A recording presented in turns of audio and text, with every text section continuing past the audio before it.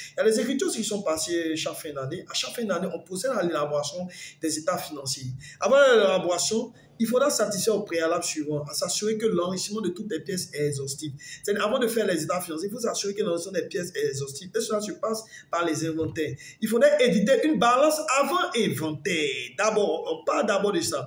Procéder aux travaux d'inventaire. Les travaux d'inventaire se résument aux différents inventaires qui sont attachés aux immobilisations, au stock, aux caisses, à la caisse, au compte banque, aux impôts, à la CNPS. Exécuter tous les processus et ensuite tirer les états financiers. Il est même conseillé aussi de faire des sauvegardes au niveau des fichiers comptables lorsqu'on finit les états financiers. Voilà.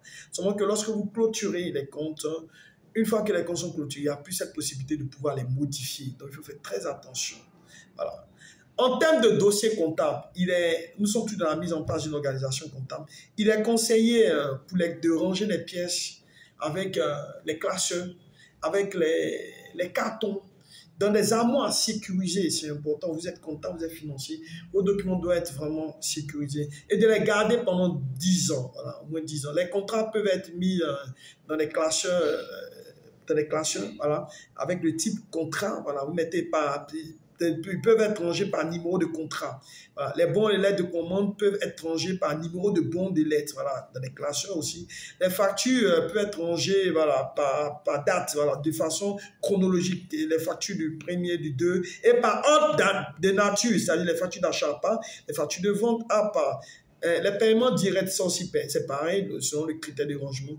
Les banques, voilà, selon les types de banques. Et par mois, voilà, le critère ici, c'est par mois. On ne peut pas mélanger une facture d'un mois à un autre. Faites très attention. Voilà. En termes d'enrichissement voilà, comptable, il y a ça aussi. Le système informatique de l'entreprise sert à produire les données. Cela sert d'outil d'aide à la décision. Voilà. L'enrichissement comptable consiste à inscrire dans un livre comptable approprié la date, les références significatives, justificatives de la pièce, le libellé de l'opération, l'imputation. Je vous avoue que dans la forme pratique, lorsque vous avez une pièce comptable, vous allez noter la date, vous allez noter les références, le numéro de facture, le numéro de compte et si le fichier est bien paramétré, vous allez pouvoir insérer le libellé d'opération et porter l'imputation, la saisie, je veux dire, dans le logiciel.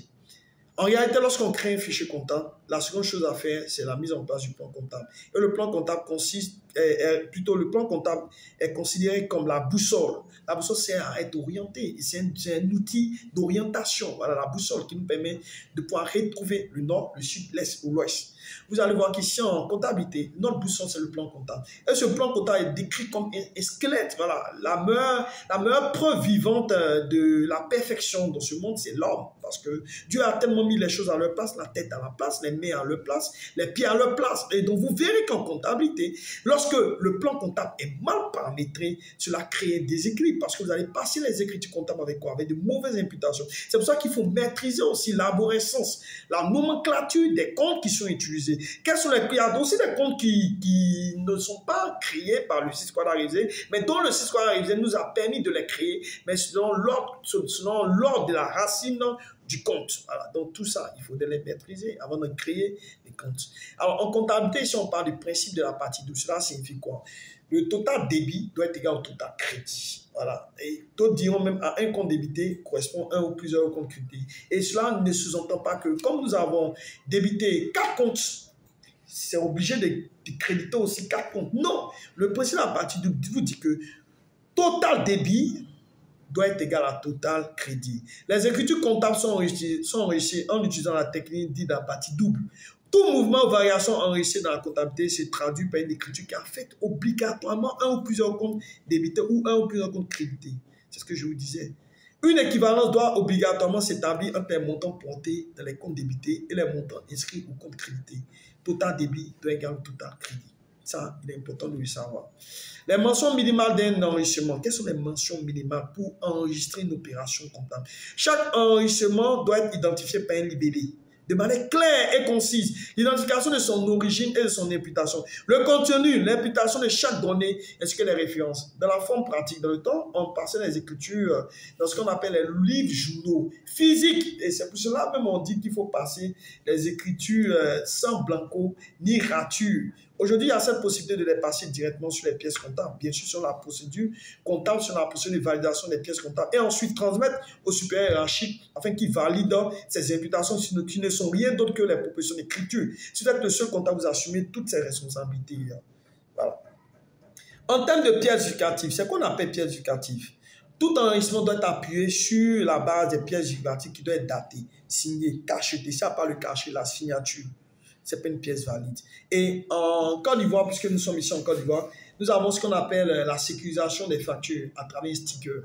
Et quand on voit le sticker, on se dit que la pièce est vraiment licite. Mais il y a des opérations qui sont exclues, telles que les tickets de transport. Certains tickets de transport, je dis certains tickets de transport parce que quand on parle de tickets de transport, ça peut être un transport par avion, voilà, un transport par avion qui coûte 500 000, forcément il faut une facture. Voilà, et ce qu'on appelle les petites dépenses de 0 à 50 000, cela ne fait pas forcément l'objet d'une facture pour certaines opérations, comme le ticket de transport. Mais au-delà, vous devez demander une facture pièce licite. Voilà.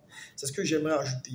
Et la pièce licite, c'est une pièce qui porte le nom de l'entreprise et qui est sécurisée. Chez nous, ici en Côte d'Ivoire, c'est un sticker. Dans d'autres pays, peut-être il y a une autre forme de sécurisation. Cela prévient en fait le risque de vol, le risque de détournement, le risque d'évasion fiscale. Voilà. L'enregistrement doit se faire au jour le jour et opération par opération. Alors, il y a ce qu'on appelle aussi le planning des travaux comptables. Comment les travaux comptables se font? Voilà.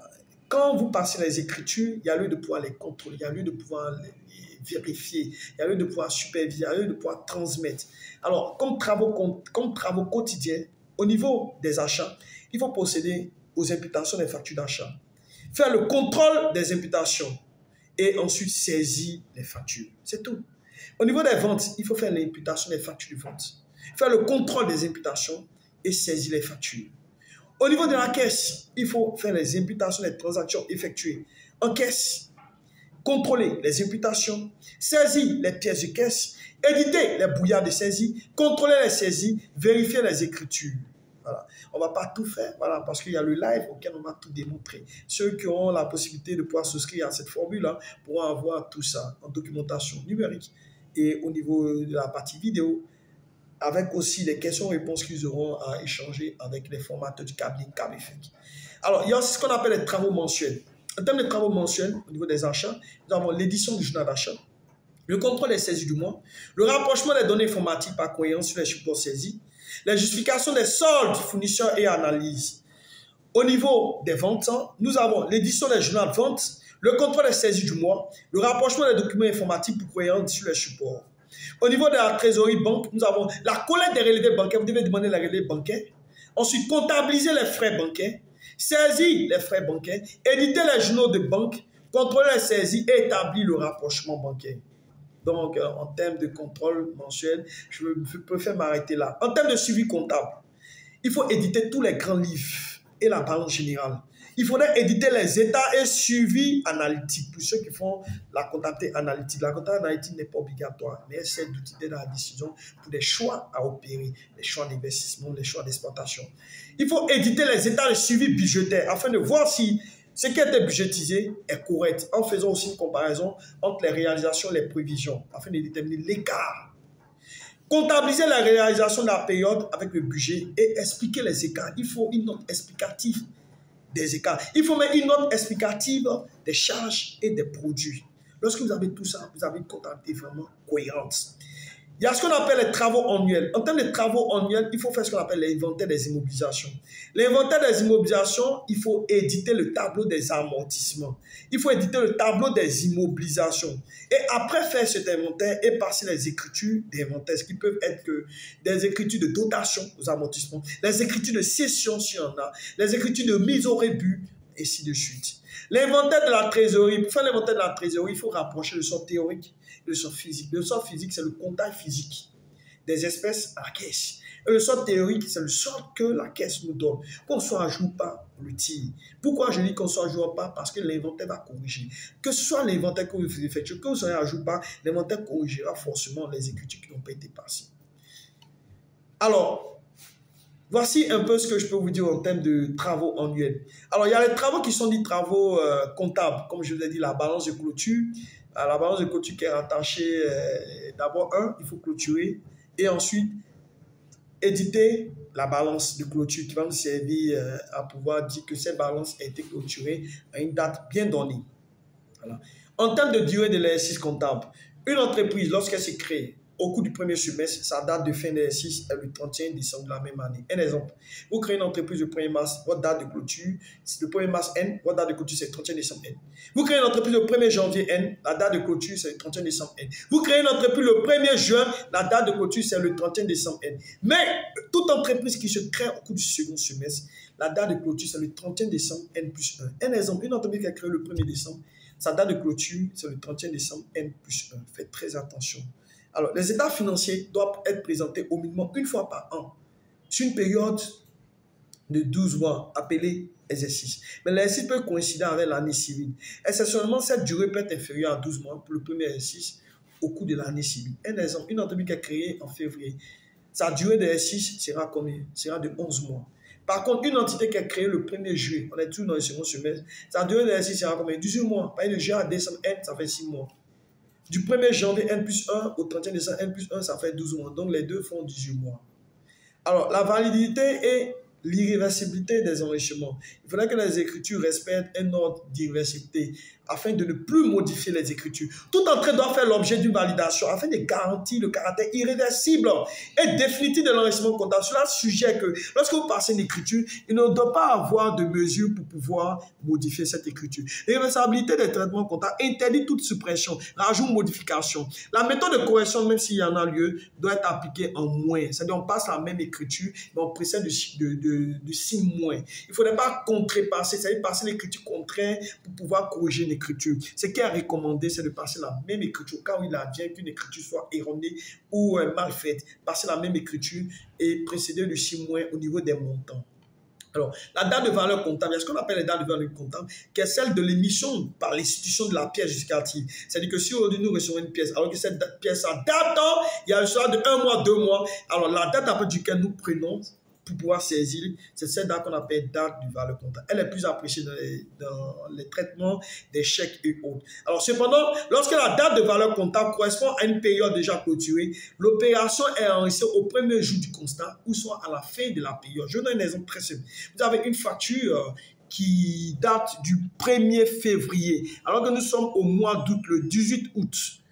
Et vous devez passer cette écriture. Soit vous retournez en février pour voir si le journal n'a pas été clôturé, ou soit si le journal a été clôturé, mais le journal n'a pas été clôturé, mais les écritures ont été déjà déclarées aux impôts. Alors vous passez cette date à la date du jour, c'est-à-dire en août. À la date de constat, c'est-à-dire le 18 août. Ou soit en fin août au 31 ou au 30 août. Voilà, en fin août pour pouvoir passer les écritures. C'est ça, ils agissent. Alors, les pièces doivent être datées et numérotées. Lorsque vous devez entrer une écriture comptable dans le logiciel, vous devez dater et numéroter les pièces. Très important. Alors, en termes de règles de gestion, ce sont des règles que nous nous fixons au niveau de la comptabilité afin de pouvoir avoir l'exhaustivité des pièces comptables. Toute écriture doit être justifiée par les pièces comptables. C'est important, on ne peut pas passer une écriture sans avoir le justifié qui est valable et qui est licite. Vous ne pouvez pas prendre une feuille comme ça pour dire, bon, c'est ce que le directeur a dit. Vous ne pouvez pas prendre aussi une facture comme ça pour dire, bon, c'est ce qu'on a reçu comme facture. Vous devez pouvoir analyser la pièce et dire que la pièce est licite et elle mérite d'être passée. C'est pour ça qu'on ne fait pas n'importe quel type de dépenses. Lorsque vous faites des dépenses, il faudrait le mettre sur le nom de l'entreprise. Parce que c'est de l'argent qui sort dans le cadre de l'exploitation de l'entreprise. Seules les opérations régulières, autorisées et supportées par les pièces qui doivent faire l'objet d'enregistrement. Tous les enregistrements comptables doivent être effectués sur la même période.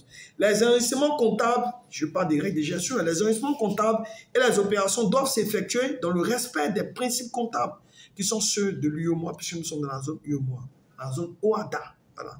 L'OHADA, c'est quoi? À titre d'exemple, si vous demandez l'OHADA, c'est quoi? C'était mon trébuchet. C'est l'Organisation pour l'harmonisation des affaires du droit en Afrique. Et le CISCOADA, c'est quoi? C'est le système comptable OHADA. Et l'OHADA est régi par l'unicité et le rapprochement des tests du droit, des tests de la comptabilité de ces pays qui ont permis de pouvoir ratifier ce traité OHADA. Il y a les pays de l'Afrique de l'Ouest qui sont dans l'OHADA, les pays de l'Afrique centrale qui sont dans l'OHADA, et même les pays de l'outre-mer comme le Congo qui sont dans l'OHADA. Voilà. Donc, ce n'est pas une histoire de comptabilité de l'Afrique de l'Ouest. Les factures fournisseurs doivent être déposées en double. Voilà. Lorsqu'on fait les factures ventes, ça doit être déposé en double. Voilà. Lorsque nous mettons les factures, il y a la souche et puis il y a l'original. Voilà.